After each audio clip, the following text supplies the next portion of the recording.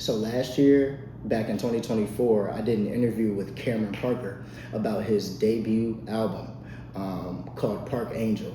This was his first solo project removed from the four-man rap group that he used to be a part of called Breeze Park. Like I said, Breeze Park consisted of four members, and another one has just dropped a new single. So today we're going to talk about Parkboy Plays new music. I'm your host, G Civil. This is the Carefree Corner. Let's get into it. Go ahead and ask him how he feel. I'ma tell you it's alright. I ain't even studying what you're saying, cause I'm on it. I ain't even playing, you can get it if you want it. Meet me in the air, I'll be there in the morning. Nigga, I'm all in. Nigga, I'm... Welcome back to the Carefree Corner. Like I said, I am your host, G Civil. For those of you, or AKA Lou, if you know me as Lou, you know what I'm saying? But for those of you who aren't familiar with, you know what I'm saying, this channel, this is, Jack Jensen. This is a multimedia platform aimed at supporting independent artists through various visual mediums and through journalism and through photojournalism and just through coverings, you know what I'm saying, through articles and interviews and things like that. It's also a music review channel, I listen to a lot of music, I listen to a lot of local music, and I wanted a place to be able to, translate my writing, my journalism over into video essays, so this is that. So if you haven't checked out any of the videos on the channel yet, any of the reviews, I've dropped 2 so far. This is going to be the 3rd one. The first one I did was on Darren G's single Hold On, and then the second one I did was Caleb Gordon and Hovey's Rolling Loud freestyle. So you can go check those out. But like I said in the intro, I'm not gonna waste no time. We're gonna get right into it. We're talking about Parkboy Plays' brand new single. And like I said, just a little bit of background about Parkboy Play if you don't know about him. So Parkboy Play is an artist, a multidisciplinary artist from Suffolk, Virginia. And he makes music, and also he is a seasoned photographer. He does film photography and he does digital photography, but I feel like he has a real knack and a real affinity and a real just a knack and an affinity for film photography. He's really good at it, and he actually develops his own film in-house as well. His work in terms of photography, it has to do with more of portraiture. He does studio work, which he does from a recently done home studio that he has now. He recently got that done and got that finished to where, you can go to his house and it's set up kind of like a studio with, various backdrops, props and whatnot, things that you can use to be able to enhance your experience. And he does some editorial work, and then also he does portraits of cars. He's very into car photography, and his attention to detail when it comes to cars and when it comes to structure and when it comes to framing, when it comes to color grading, is just second to none. I think from anybody out here, and just in general, his eye is just amazing. His photography and him as an artist, it's been an inspiration for me personally, for over 10 years, for as long as I've known him. So it's interesting, and I say all of that right now because he's just now starting to kind of get back into music consistently. I don't know how consistent, he plans on being, but there was a stretch for some years where his primary focus, at least from the outside looking in, if all you were seeing was him post on social media, it was more photography based, So that's why I wanted to be able to add that in there. And as a photographer, he goes by Play Knows or Dazed Places. So there's actually some people who may know him as as just Dazed Places and not even know that he raps. You know what I'm saying? But he's been rapping for over a decade now.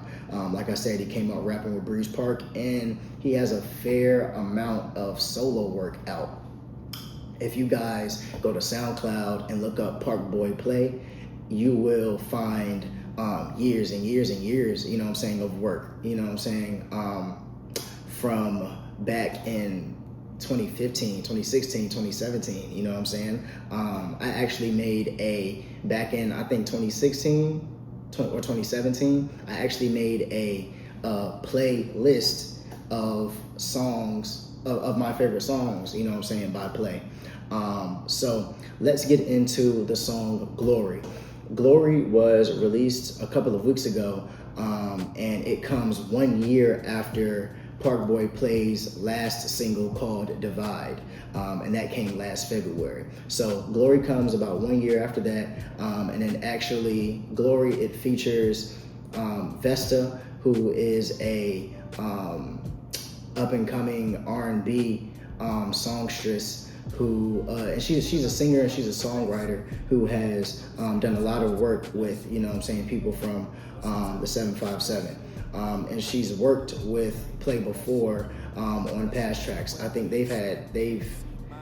I can think of 2 tracks that they have together, but I'm pretty sure that there's more if you look on not just his account but on her account. So frequent collaborators. And so Vesta is singing on the hook, she sings the chorus, Plays on the verses, and then AJ Rios is on the production. The production on Glory is spacious, and it includes real instrumentation, you know. And when I say spacious and with real instrumentation, you know, there's percussion, there's the drums, there's strings, there's a guitar, and you know, there's the melody, you know what I'm saying, with the piano, you know, there's keys in there, and it just creates a nice soft bed for Play's words to lay on, you know, and a nice soft canvas for Play to paint his words over and for him to make his picture upon, you know. So just about the track, Play wrote about the track on Instagram, and he said this: if I had to sum up this song in the least amount of words, I would say it's about trusting God, not only in troubled times, but even when things are going well. And so let's just jump down into just this first verse. Overall, the song, I feel like, before we jump into the first verse, overall, I feel like the song is Play's mind frame. You know, I feel like it's his mindset. You know, we're going through his thoughts as some troubling things, you know what I'm saying, are going on in his life, or just, you know, some setbacks at a time where life is lifing, you know what I'm saying, or at a time where life has been lifing, you know what I'm saying, as we like to say. So in the first verse, I feel like Play recognizes his blessings. In the first verse, Play recognizes his blessings and the hard times that he's faced, which is, you know, grief, the loss of his Aunt Rose, and the most recent loss of one of his friends and brotherly figures, Trady Stunner, who passed away late in 2022. So let's just get into this first verse. Play goes, still I look at my reflection. Notice I got too much to be blessed with. But sometimes you gotta stretch it, and I hate to do it, but there ain't progression. Pressure is a weapon. Step in, see my angels, and they just protecting. See these angles, the picture selected. All tell a story if I shot it and it's destined. So right there, you get a picture of, and no pun intended, because Play is a photographer. you get a picture of Play looking at himself in the mirror, you know what I'm saying, or just doing kind of a self-assessment, whether it's not physically looking at himself in the mirror, it's doing an assessment of my blessings, of my life, of what's going on, you know what I'm saying? And I'm gonna switch my tense to talk about him and not me. I'm not gonna put myself into, you know what I'm saying, his lyrics. It's him talking about him, it's him doing a self-assessment of himself. But then he acknowledges the fact that, you know, sometimes things can be stressful, you know, but sometimes you gotta stress shit. And then, you know, a couple of lines down, he talks about pressure being a weapon and how you have to step in, you know. We know that pressure is something that can, you know, break things. Pressure is something that can weigh us down, but pressure also can create diamonds, you know what I'm saying? Pressure is a weapon. Step in, you know what I'm saying? It's a weapon. You can either use it to, you know what I'm saying, push or break something, you know what I'm saying? Or you can use it to build something up, you know what I'm saying? See my angels and they just protecting. See these angles, the picture selected. I like that wordplay right there, just a little bit. You know, just a little bit of wordplay right there. See my angels, see these angles. And I like the fact that these lines make sense, not only in helping convey his message, but they make sense because Play is a photographer. So him using photography terminology and camera terminology to be able to describe his feelings and convey his message makes so much sense, you know. And it's working. And so let's keep going. Right after that, you know, I'll tell a story if I shot it and it's destined. He says, and I ain't even resting, not to go to sleep. I'm not at peace, I got aggression. We all lost souls that was close like a best friend. Shout out my brother Trady. He one of the main people who pushed me to be amazing just by being himself. Don't gotta fake it. The moment that you do, the same moment that you chase it. So that's him, you know what I'm saying, acknowledging that grief is a universal feeling, you know. Sometimes we feel like, especially when there are close deaths, you know, and when people die so young, we think that these things are exclusive to us, you know, or we think that we may be alone in what we're going through, you know, even though, and maybe that can be because somebody, you know what I'm saying, around us has maybe not gone through the same thing, or we don't think that somebody, you know what I'm saying, around us who are close to or who are close to us may be able to understand, you know what I'm saying, what we're going through. So that's him acknowledging, saying, you know what I'm saying, we've all lost souls that was close like a best friend, you know, whether it was somebody in your family or somebody who was, you know what I'm saying, a best friend or a brother. We all have, you know what I'm saying, gone through some type of loss in our lives. And then he acknowledges Trady. He acknowledges who he's talking about, you know. He acknowledges who he's talking about, at least in this verse right here, you know. And he says, shout out to him, shout out my brother Trady. And he says, you know, he's one of the main people who pushed me to be amazing just by being himself, don't gotta fake it. And that speaks to Trady's authenticity, you know. That speaks to him being himself in each moment, which helped the others around him, you know what I'm saying, be themselves and support each other, you know. Trady Stunner, just real quick for those who you don't know, Trady Stunner is or was, well, I can say is because energy never dies, but in terms of physically, since he's not here anymore, Trady Stunner was a musical force to be reckoned with. In terms of work ethic, in terms of experimentation, in terms of drive, in terms of will, you know. So all of those things, you know, all of those positive traits affected those who were around him, you know. He may have not felt it all the time, you know, but nonetheless, his impact is still being felt even after he's not here with us, you know. I've heard his name mentioned by Play now, Parkboy Play now. I've heard his name mentioned by Kyrie 3600, who's also from Suffolk. And then I've heard his name mentioned by Cameron Parker, of course. And then I've heard his name mentioned by Ty Safari, aka Sofar. For those of you who knew him by Ty Safari back when he was in Breeze Park, and then before he did the recent name change, Sofar has lines in his songs talking about trading. So that's important for us who are in mourning, you know what I'm saying, or who are dealing with grief, to recognize the positive impacts that those who we have lost, recognize the positive impacts that has had on us and those around us, and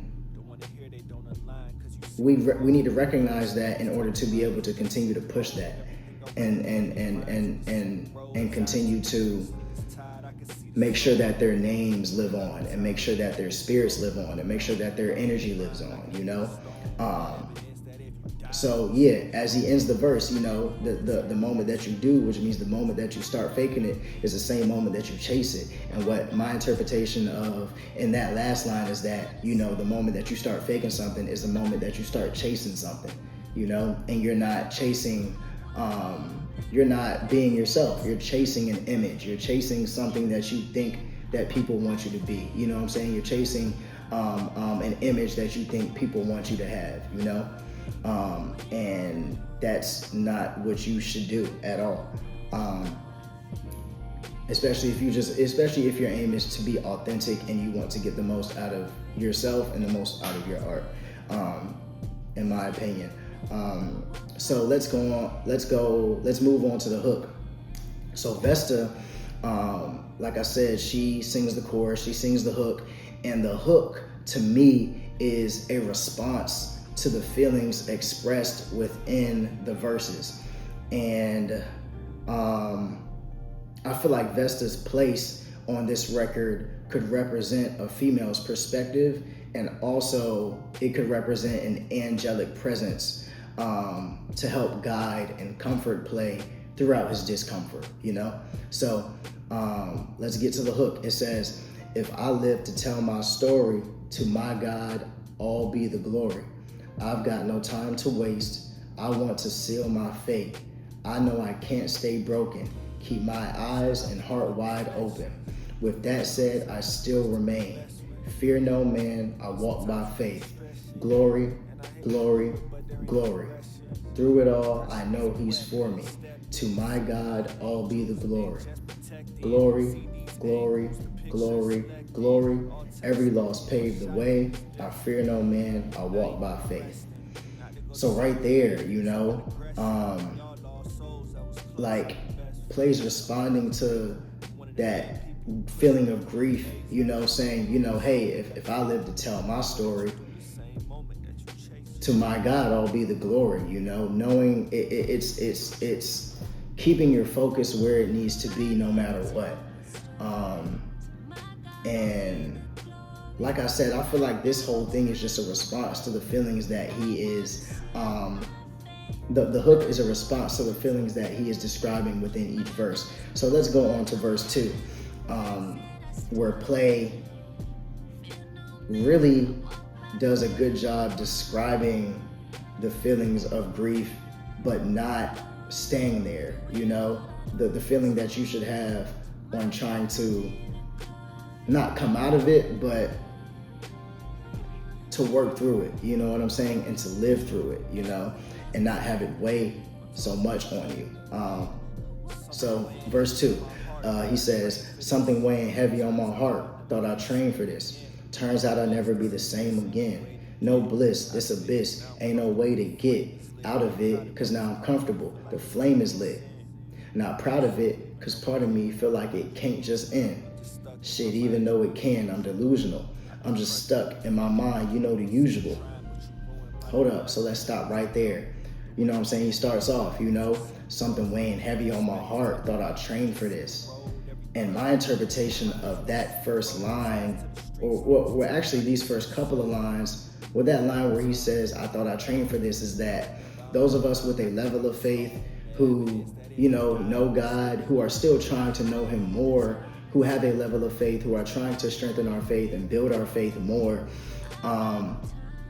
we think we have a level of faith before something bad happens, and or before something comes along to test our level of faith, you know. And that's what I feel like he's saying in that first line, where he says something weighing heavy on my heart, thought I trained for this, you know what I'm saying? Saying that like, yo, this grief is real heavy on my heart, and I thought that like I had prayed for comfort enough, I thought I had prayed for peace enough, I thought I had prayed for enough strength, you know, and I got some more work to do, because this is more of a weight than I thought it would be, you know.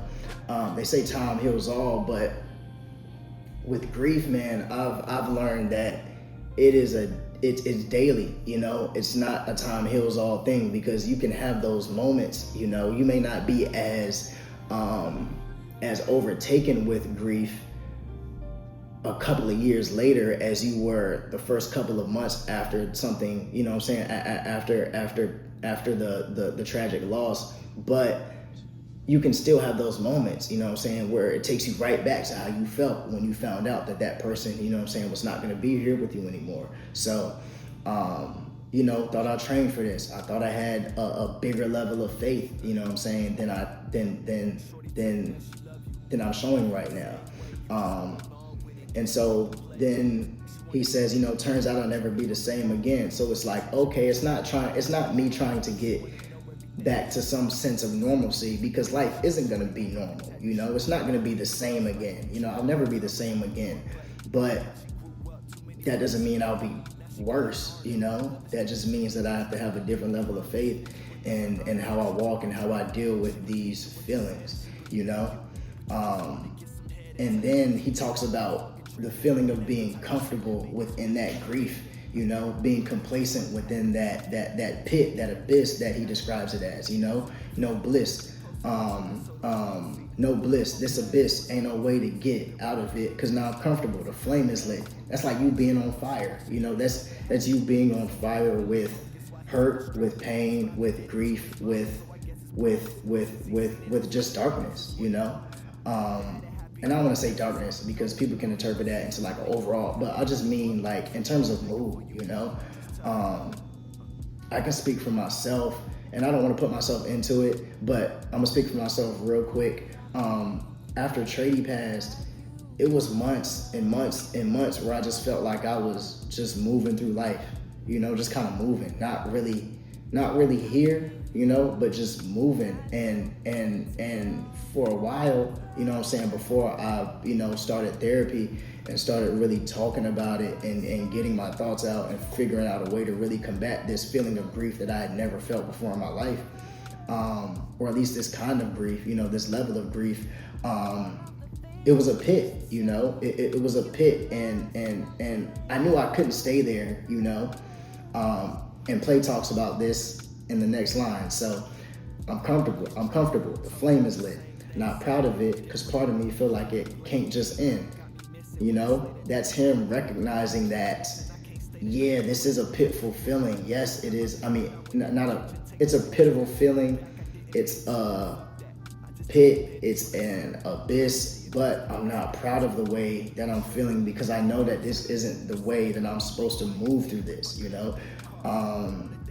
So it's an acknowledgement of the weight of grief, and also a hopeful feeling at the end of that, knowing that, you know, this isn't the end, you know, this isn't, I'm not gonna stay here, you know what I'm saying? In these next couple of lines, Play is switching the perspective from talking about himself, but talking about somebody else on the outside who may be looking in at somebody's, you know what I'm saying, demeanor as they're going through a grief-filled situation, or as they're going through a trying time, as they're going through, you know what I'm saying, a trial or a tribulation, as they're going through a trial or a tribulation. See, I'm trying, but you ruined by the lines that you used to know. Don't want to hear, they don't align, because you see the growth. You don't respect these type of lines. You just see the road, everything already planted, vines. You can see the rows. Eyes to the street, sneakers tied, I can see the soul. Running out of time like I need to go. Then I remember I'm divine, I can be the stone of evidence that if you die, you can still be known. So, right there at the top where he starts, see, I'm trying, but you're ruined by the lines that you used to know.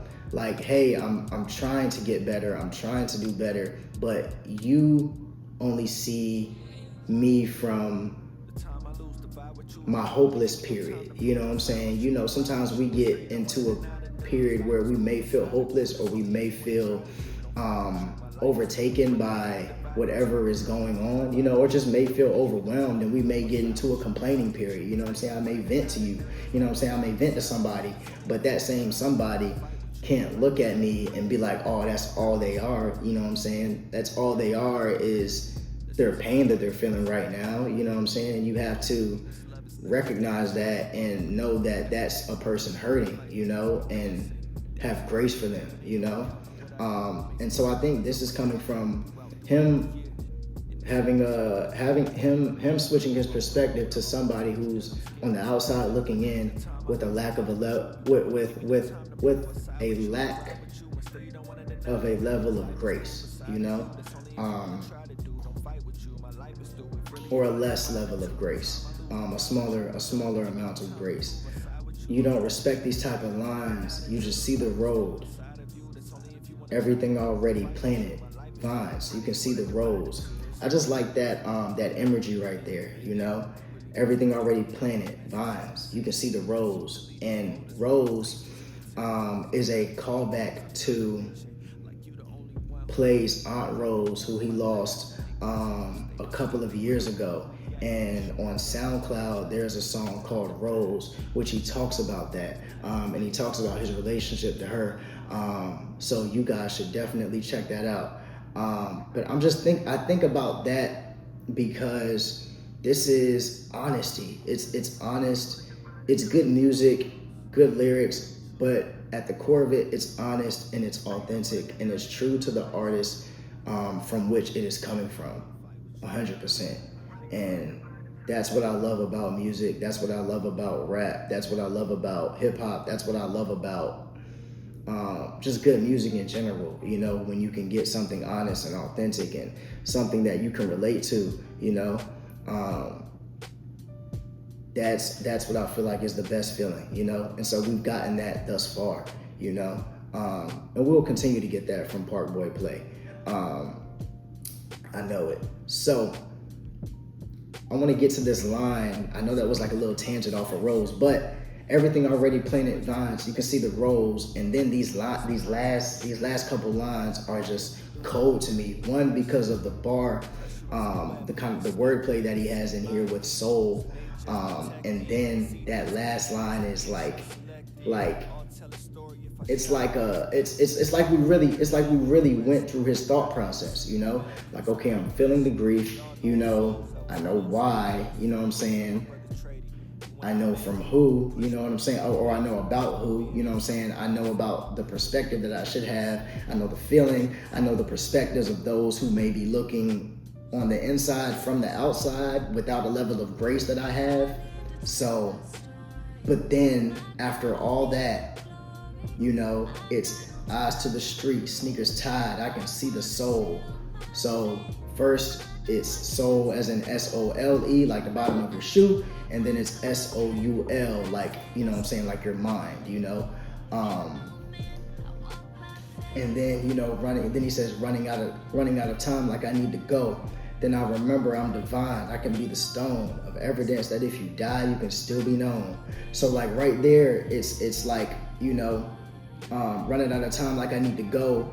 My interpretation of that is when we experience death and when we experience, grief, when we experience the death of a loved one, especially someone who has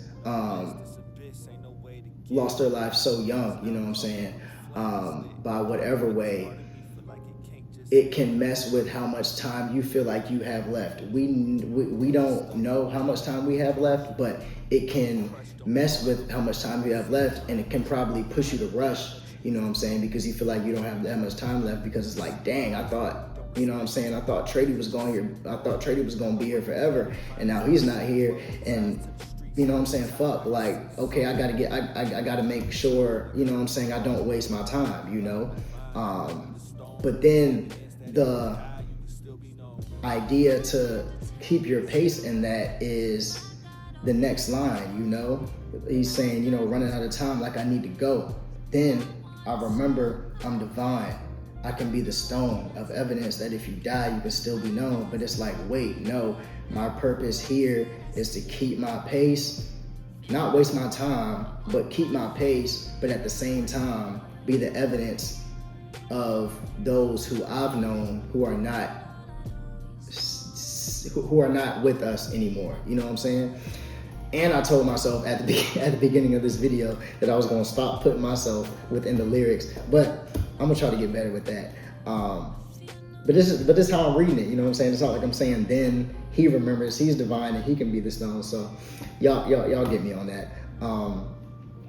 But you know, it's about continuing to be there for those who were there for you while they were still here physically. You know what I'm saying? And doing all you can to make sure that their energy and their positive traits live on, you know?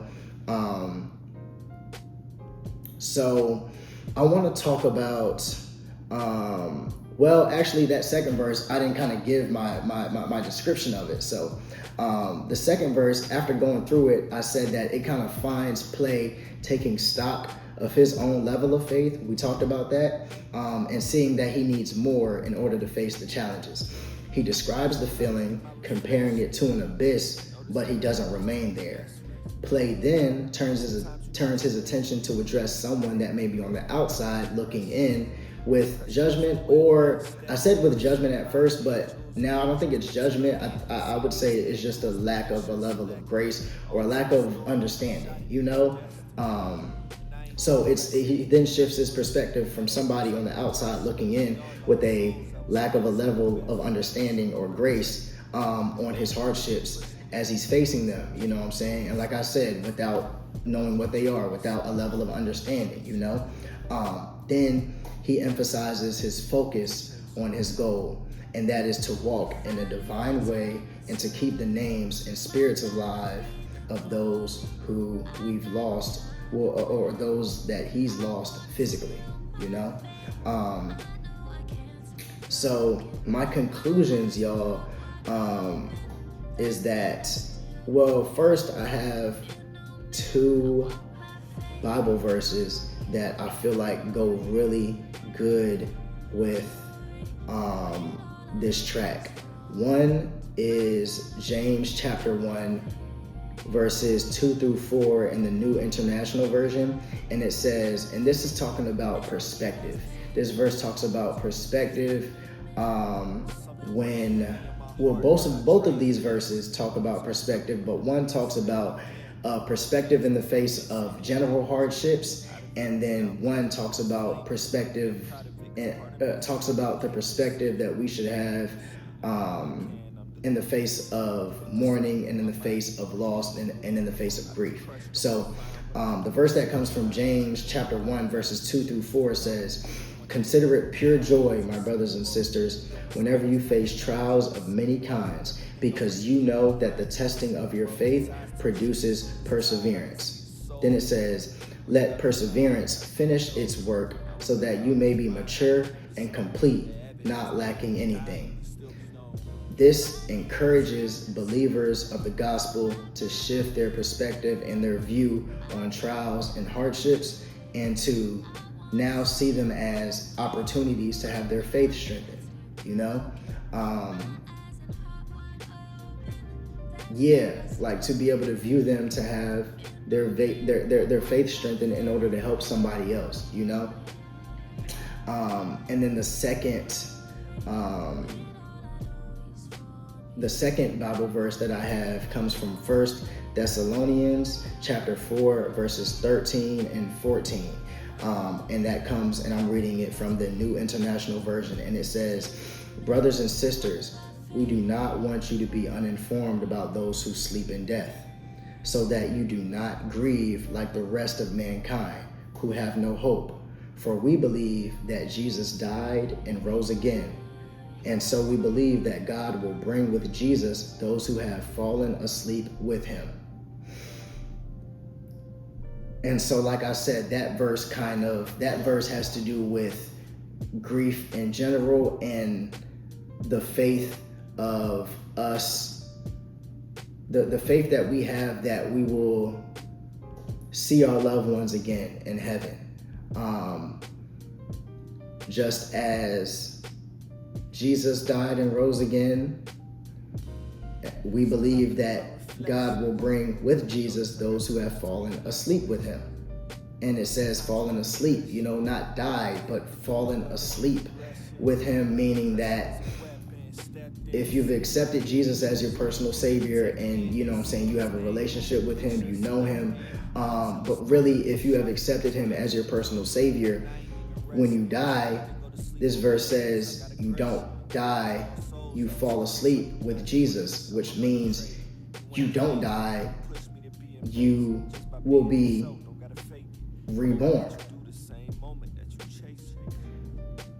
You will be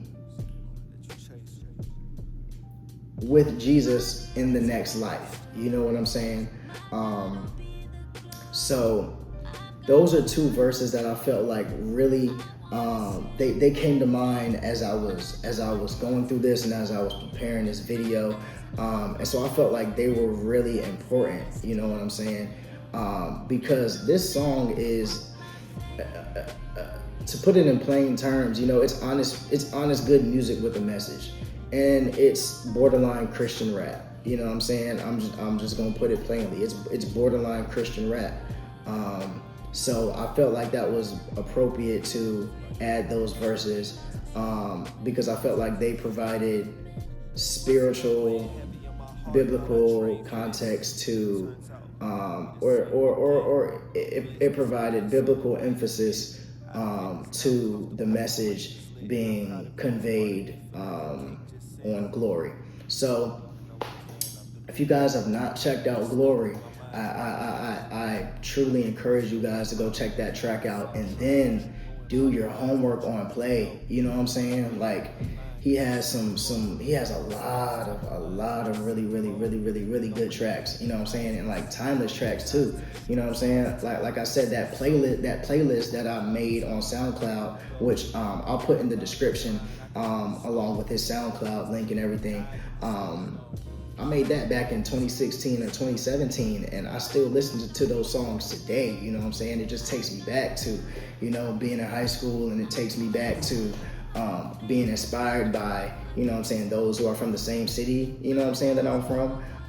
And some of those tracks are timeless. Most of those tracks are timeless, you know what I'm saying? You can listen to those right now, and it's like, you know what I'm saying, they haven't aged a day.